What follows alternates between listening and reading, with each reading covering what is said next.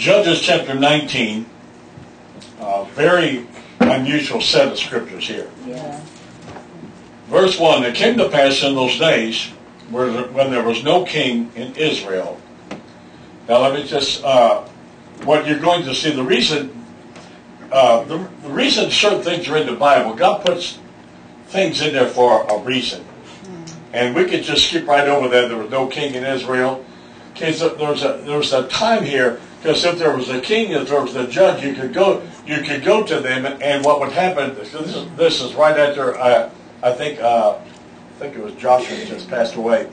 That a king or the judge, you could, if there's something happened, you felt like wrong by someone, you could take them to the king or to the judge, and they would judge them, or they would bring consequences upon them. They could, if someone violated you, you could take it before the king or the judge, and their head could be whacked off. Okay, so there's a reason.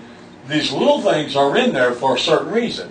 And when it says there was no king in Israel, that there was a certain Levite journeying or traveling on the side of Mount Ephraim, who took unto him a concubine out of Bethlehem, Judah. Now, different people say different things about concubine. Concubine, basically, the definition: a wife of lower status, many times a slave. Tribal chiefs, kings, and other wealthy men generally took concubines. Okay, one of the aspects of this, in this certain situation here, many theologians believe, okay, that this concubine, one of the reasons, and this certain person has this concubine, which becomes like his wife, that because she had no dowry. Okay, so we're getting into that as we go along here, okay? So it says, a certain Levite journeying on the side of Mount Ephraim took unto him a concubine out of Bethlehem, Judah. Now, that's verse 1. Verse 2, trouble sets in. Yeah. And the concubine played the whore. Wow. Trouble. Okay, so he takes the concubine, verse 2, and the concubine played the whore against him, and went from him. So she leaves. She's gone 4 months. So she goes out. The Bible says, you know, when I first got saved, and I saw things like that in the Bible, I go like whore. I mean, God knows things like that going on. I'm serious. That's just how it worked out. I thought, well, God would never use a word like that. The concubine played the whore against him, went away. So she goes, and she got 4 months, and then she leaves the man that she's running around with, and then she goes home to daddy. She goes to her father's house in Bethlehem, Judah, and was there 4 whole months. Verse 3, I mean, things are moving fast here. Verse 3, and her husband arose and went after her to speak friendly to her, and to bring her again, having a servant with him and a couple of donkeys, and she brought him into her father. To her father's house, and when the father of the damsel saw him, he rejoiced to meet him. Okay, so then he goes to Bethlehem, Judah, where his concubine is run. You know, she went and played the whore, and then she goes home to daddy, and so then he goes, he finds out where she's at, so he goes there to pursue her, to be friendly to her, to comfort her, to love her back, and the father-in-law sees the husband and greets him. And verse 4, his father-in-law, the damsel's father, retained him, and he abode there with him 3 days. So they did eat and drink, and they lodged there. Okay, so it kind of goes on there for a few verses. I'm going to skip here just a little bit. And what happens is, so they begin, the father-in-law doesn't want the son-in-law to leave. Okay, and so they keep going on. Verse 8, we're going to pick up the story of verse 8. And he rose early in the morning on the 5th day part, and the damsel's father said, comfort thy heart, I pray thee. And they tarried until afternoon. They did eat to both of them. And the man rose up to depart, and his concubine, and his servant, and the father-in-law. The damsel's father said, and behold, now the day is drawing near evening, and I pray thee, tarry here all night. Behold, the day is growing to an end. Lodge here, that your heart may be merry, and tomorrow that you may get early on your way, that you may go home. But the man would not tarry that night. But he rose up and departed. Now, this is important, because it's getting late in the day, and he begins this journey. He's going to go on this long journey. And so he's leaving, And he doesn't leave at a good time. So the father-in-law was saying, why don't you spend the night here and you can leave early in the morning? Well, the father-in-law had been saying that for a few days. So finally then the son-in-law, he desires to depart, but he departs pretty late in the day. That's why the scriptures spelled this out there. At the end of verse 9 there, that tomorrow, he tells them to leave tomorrow, that way you get early and you went to make home. Verse 10, but the man would not tarry that night, but he rose up and departed, and they came over against Jebus, which is Jerusalem, and there with him, there were 2 donkeys saddled, and his concubine was with him. And when they were by Jebus, now the word Jebus, this town here, it means to tread down with the feet. It means to be polluted, a place that had been trodden down. Okay, so when they come by Jebus, the day was far spent, and the servant said to his master, which is the son-in-law, the husband of the concubine who played the whore. So the servant said to his master, come, I pray thee, let us turn to the city of Jebusites and lodge in it. Jebusites means the same thing as the word Jebus. It means to tread down, with the feet to be polluted, a place trodden down. And his master said in verse 12, now this, we're kind of setting the scene here because there's going to be a whole lot of action happen here. If you could remember those 2 verses, there was a lot of action in the first 2 verses. And you're going to see backlash and all kind of adjustments happening here. Okay, so now he travels to get his wife, and they're on their way back. Okay, so they're struggling. Where am I going to stay at? And the master said to him, we will not turn aside to the city of a stranger that is not of the children of Israel. We will pass over to Gibeon, which means the hill. Get different than trodden down, a place where the feet were, means polluted. The place treaded down was the place before. And so basically, so here's what he says. Here's what the husband says. Well, I don't want to camp. I don't want to stay in the city of a stranger. I want to stay in a place. Let me get back to his word. I want to stay. I don't want to stay in the stranger that which is not of the children of Israel, and we will pass over to Gibeon. Now, one of the things that we're going to see here now. So what he's saying is, I want to stay with someone of the tribes of Israel. I want to stay with someone. So, you could take this. I want to be with someone who calls himself a Christian. I want to be with someone of the same tribe. I want to stay with family. I want to stay with someone I know. Someone. The word stranger just can basically mean a foreigner. When you put it this way, someone of another nation. In other words, if they're not of the kingdom of God, they're a stranger or of another nation. It's basically that's the root of really what God's saying.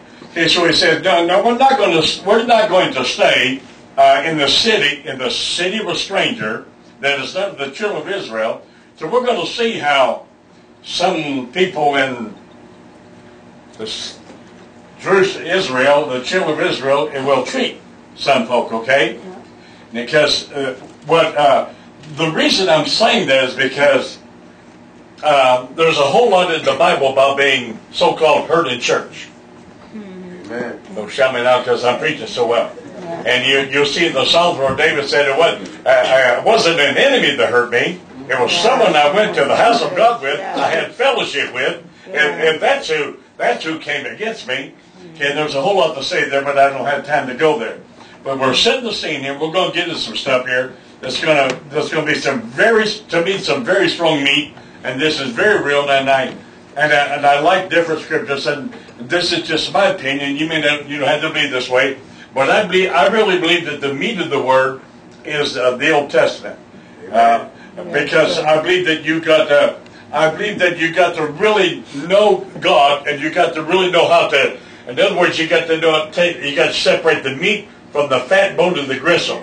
Okay, so there's not a lot of separation, a lot of work to do with milk, but you got to really kind of know God. You got to know the author of the book to really understand some things. And the Bible says in the New Testament, these things are the Old Testament for our example today, but I don't have time to develop that.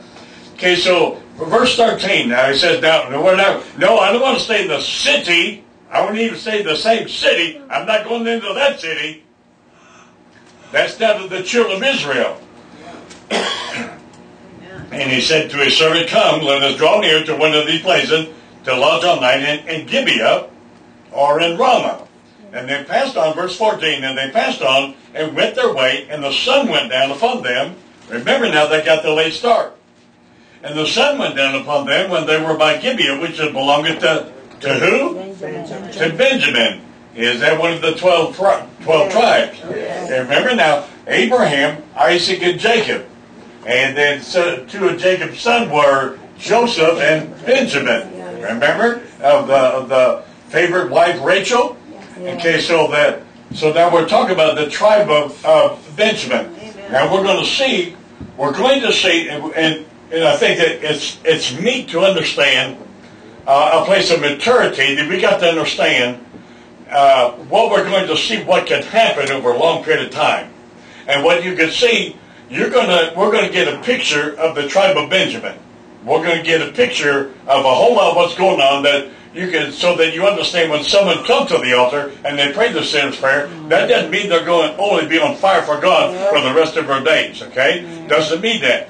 And we're going to look at that we're going to look at Benjamin. Benjamin now is no longer alive, but you're going to see the tribe that followed him, okay? So the tribe that belonged to Benjamin.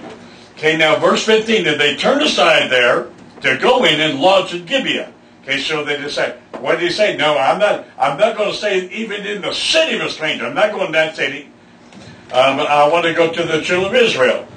Okay, so they went in, they sat down, so they turned aside there to go in to lodge at Gibeah. And when they went in, he sat down in the street of the city, for there was no man that took him into the house of lodging. Okay, at this time that of existence, there's no hotels, there's no motels, there's no Motel 6, there's no Days Inns, there's no Marriott hotels. Okay, the custom was at this time, okay, you'd go in, you'd come into the city, and different people would take you to the house. You can't do that today. You may not see the sun come up in the morning. You can't bring strangers into your house. You're going to have to really live closer with God. That'll drive you to really know God. But that was the custom of the day. Okay, so they come in, what they do, they sit down in the city, and they're waiting for someone to invite them into their house, and that was the custom of the day. Okay, so there was no man took him into the house to lodging. And verse 16, and behold, there came an old man from his work out of the field at evening, which was also, now there's certain words used here to follow. I know this may be, that's just kind of the way meat is. You got to follow this a little bit closely. Okay, he's also of Mount Ephraim. Now Ephraim, the northern tribe, was like one of the biggest tribe, and so Ephraim was very popular, very well known. And Ephraim and his sojourn or traveled in Gibeah. So this man from Mount Ephraim, he's also traveling. Now he's staying there. He's now sojourning in Gibeah. But the men of the place were Benjamites. Okay, it's important you understand that this guy is from Mount Ephraim, and so Mount Ephraim, that he's in there for a certain time at Gibeah, which is in the place of the Benjamite. Okay, this is where the tribe of Benjamites were. The Benjamin were. Now, okay, so the man and his wife and his servant are now. They meet this older man, and the older man. As also, he's from Mount Ephraim, he's in Gibeah. Verse 17, and when he lifted up his eyes, he saw a traveling man in the street of the city, and the old man said, where are you going, and where comest thou?